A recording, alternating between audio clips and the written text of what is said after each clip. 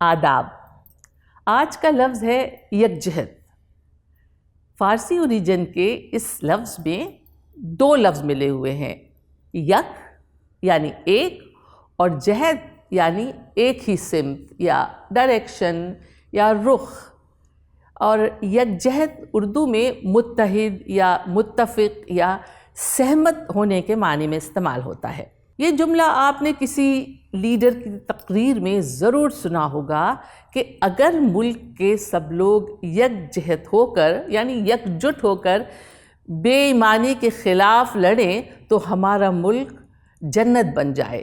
اور یکجہتی کا مطلب ہے سہمتی یا یونٹی، اور قومی یکجہتی اردو میں راشٹری ایکتا یا نیشنل یونٹی کے معنی میں استعمال ہوتا ہے۔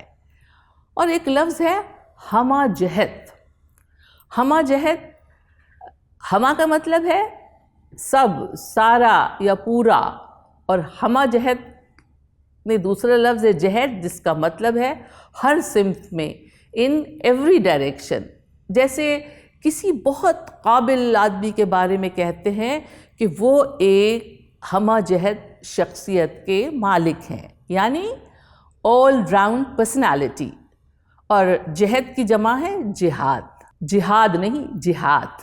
ہاں، ایک اور لفظ ہے شش جہاد۔ شش کے معنی فارسی میں ہے 6، اور شش جہاد کا مطلب ہوا 6 اطراف، یعنی اوپر نیچے دائیں بائیں آگے پیچھے۔ اردو میں شش جہاد دنیا کے لیے بھی استعمال ہوتا ہے، یعنی یونیورس کی ساری اطراف یا سائڈس۔ اور ہاں، اطراف لفظ طرف کی جمع ہے۔